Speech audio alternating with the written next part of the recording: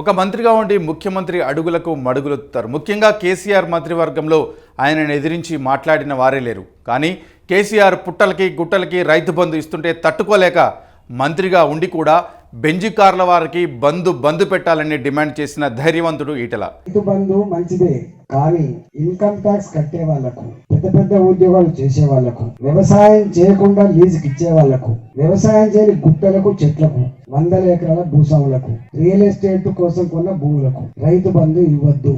ఇది కేసీఆర్ ప్రభుత్వంలో మంత్రిగా ఒక రైతు వేదికను ఆవిష్కరించడానికి వెళ్లిన రోజు రైతు బంధు ఎవరికి ఇవ్వాలి ఎవరికి ఇవ్వద్దు అని చాలా స్పష్టంగా చెప్పినటువంటి ఈటెల రాజేందర్ మంత్రిగా ఉండి కూడా అప్పటి కేసీఆర్ విధానాన్ని వ్యతిరేకించారు. ప్రభుత్వ అసమర్థ విధానాలను ఎక్కడికక్కడ ఎండగట్టారు. కేసీఆర్ ఆగ్రహానికి గురైనప్పటికీ తాను తెలంగాణ పక్షానే మాట్లాడతానంటూ గట్టిగా బదిలిచ్చారు ఈటెల. ఈ మంత్రి పదవి భిక్ష లెక్క ఇచ్చినట్టుగా కులంతో కొట్లాడే చెట్టు బిడ్డలే తెలంగాణ ఆత్మ గౌరవాన్ని కోసం కొట్లాడినాం, సంపద వారణ కొడుక అని చెప్పి ఛాలెంజ్ చేసిన బిడ్డ ఈ బిడ్డ గుర్తుపెట్టుకోండి. నేను ఈ గులాబీ జెండాకు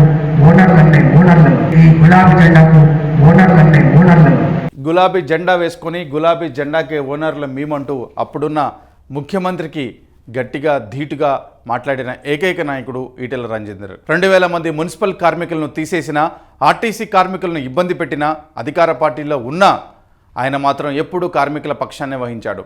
ఇందిరా పార్క్ వద్ద ధర్నా చౌక్ ఎత్తివేసినప్పుడు సంఘాలు ఉంటాయని, సమస్యలపై పోరాటం చేస్తాయని గట్టిగా బదిలిచ్చిన ధైర్యవంతుడు ఈటెల.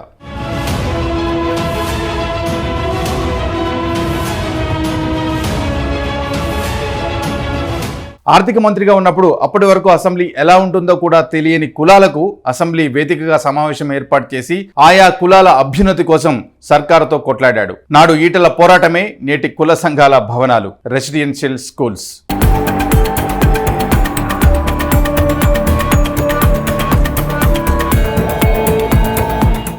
వైద్య ఆరోగ్య శాఖ మంత్రిగా ఈటెల రాజేందర్ అందించిన సేవలు తెలంగాణ ప్రజలు ఎప్పటికీ మర్చిపోరు. తెలంగాణ ఏర్పడ్డాక తొలిసారి కేసీఆర్కి ధమ్కీ ఇచ్చాడు. ప్రజాక్షేత్రంలో కేసీఆర్ అధికార మదాన్ని చిత్తు చేశాడు. పెట్టానని, తెలంగాణ ప్రజల గుండెను ఆవిష్కరించానని, అది తన జీవితంలో మర్చిపోలేని సంఘటన అని ఈటెల రాజేందర్, అది తన జీవితానికే ధన్యమైన సంఘటన అని. నేను గనక ఈ జన్మలో కేసీఆర్ గనక ఓడగొట్టకపోతే ఈ జీవితాన్ని సార్థకత లేదని చెప్పి భావిస్తున్నాను. ప్రధాని నరేంద్ర మోదీ సహకారంతో బీజేపీలో చేరి చంపుకుంటారో సాదుకుంటారో అంటూ హుజూరాబాద్ గడ్డను కోరితే కేసీఆర్ డబ్బు, మద్యం, ప్రలోభాలను కాదని ప్రజలు ఈటెలను గెలిపించుకున్నారు. సచ్చినా మీతోటి, బతికినా మీతోటి అని చెప్పి మీ కుటుంబ సభ్యుల్లాగా నేను మెదిలినాను. ఇవాళ ఈ కష్టకాలంలో నన్ను చంపుకుంటారా సాదుకుంటారా అది మీ చేతుల్లో ఉంది.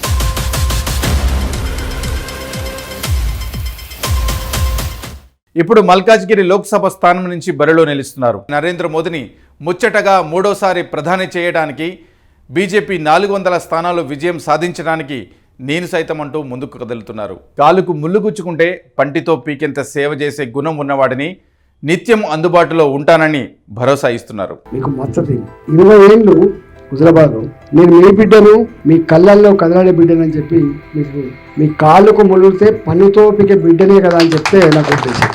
ఈ మల్కాజిగిరి పార్లమెంట్ చరిత్ర డబ్బుకు లొంగేది కాదు, ప్రలోభాలకు లొంగేది కాదు. ఇక్కడి మల్కాజిగిరి ప్రజల చరిత్ర ఆత్మగౌరవ బావుటాను ఎగిరేసే చరిత్ర. ఆపదలో ఉన్నప్పుడు ధర్మాన్ని కాపాడుకున్నటువంటి నియోజకవర్గం ఇది.